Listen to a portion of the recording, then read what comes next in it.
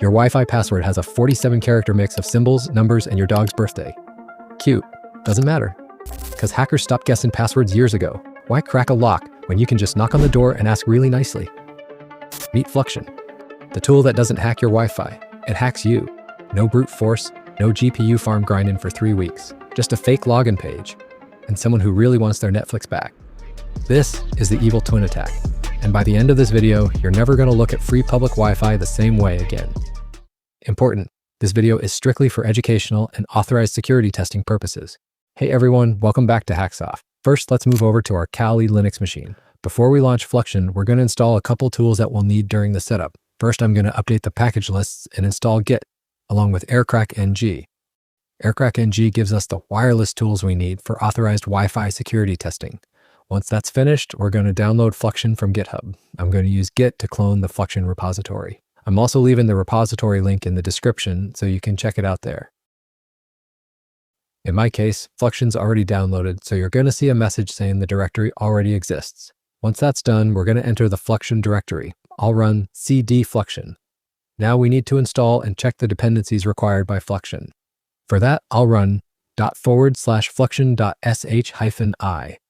As you can see, Fluxion requires root privileges for this step. So I'm going to run the installation with root privileges. Now Fluxion's going to start downloading and installing the required dependencies. This might take a little while, so we're going to wait for the installation to finish. Once all the required dependencies have been installed, Fluxion's going to finish the setup. And that's it. Fluxion is now ready, and we can see its interface on the screen. All right, before we jump into Fluxion, we need to grab a handshake file first. So let's close Fluxion for a sec and pop open a new terminal. First thing, I'm going to cd desktop. That way, our captured handshake's easy to find later. Let's run iwconfig. Right here, you can see our wireless interface is WLAN0. And it's sitting in managed mode. We need to switch that over to monitor mode so we can actually see the networks around us. For that, we'll use airmon-ng start WLAN0. Now let's double check with iwconfig again, and there it is. Next, we'll run aerodump-ng wlan0mon to scan for nearby networks. You can see all the available networks pop up here. Go ahead and pick your target. Once it shows up in the list, hit Ctrl-C to stop the scan. Now we've got our target's BSSID and channel number, so we're ready to capture the handshake.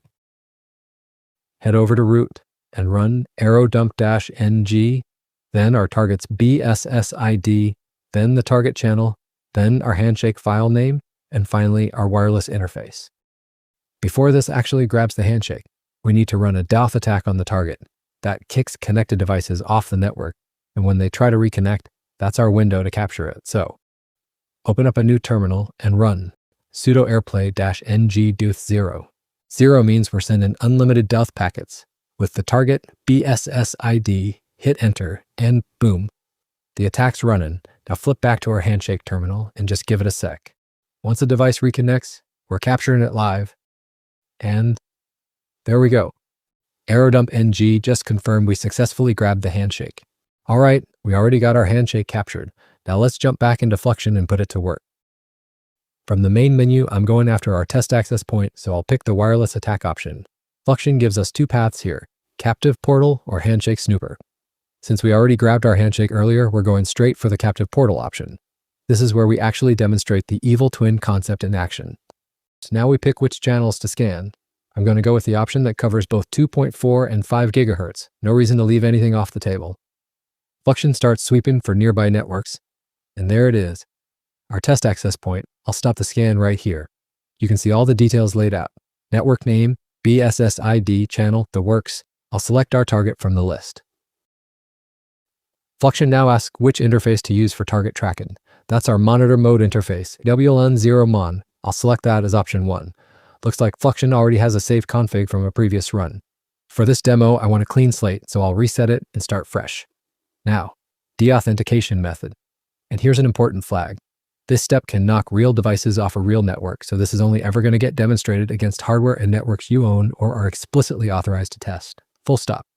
Moving on, we select the access point service for our simulated network. I'll go with the recommended option. Fluxion then asks for a password verification method. Recommended option again. Now it wants the handshake capture we made earlier, so I'll point it to our .cat file. Once that's confirmed, I'll keep going with the recommended verification method. Fluxion verifies it, and we're good. Next, Fluxion asks us to generate an SSL certificate for the fake captive portal. We'll create that now. Then it's time to set up internet connectivity for the simulated access point. Recommended setting, easy choice. Last step, picking the captive portal interface. Fluxion's got a bunch of templates and languages to choose from. For this demo, we're keeping it simple with the English generic portal. And that's it. Configuration's done. Fluxion fires up all the background processes it needs. Watch this. Multiple terminal windows popping up at once, and just like that, our evil twin is up and running. Right now, in our fully controlled lab environment, we got a simulated access point and a fake captive portal running side by side. And here's the real takeaway. An evil twin attack isn't about cracking encryption, it's about trust. It's about building something that looks legit enough that a person connects without even thinking twice. Now let's switch over to a mobile device so you can see this from the victim's side. Take a look at the phone screen. You can see 2 Xfinity access points showing up in the Wi-Fi list. One's the real one, one's ours. Quick note here. Sometimes Fluxion's built-in deauthentication ain't gonna fully knock a device off the real network on its own. Depending on the adapter and the environment, you might need a second wireless device or adapter dedicated just to that doth step. The idea is simple. If the target device can't stay connected to the legit access point, it starts looking for alternatives. And that's when our fake access point becomes the obvious, familiar-looking option to connect to. So on the phone, the user taps our access point, and just like that, a fake captive portal pops up, asking for the Wi-Fi password to reconnect to the router. Now here's where it gets interesting. If the user types in the wrong password, Fluxion checks it against the handshake hash we captured earlier. No match, so it kicks it back and asks again, but when the user enters the correct password, the attack works. And if we jump back over to the Fluxion terminal, there it is, right on screen, the actual Wi-Fi password, sitting there in plain text. Thanks for watching. If this helped you out, drop a like and subscribe for more.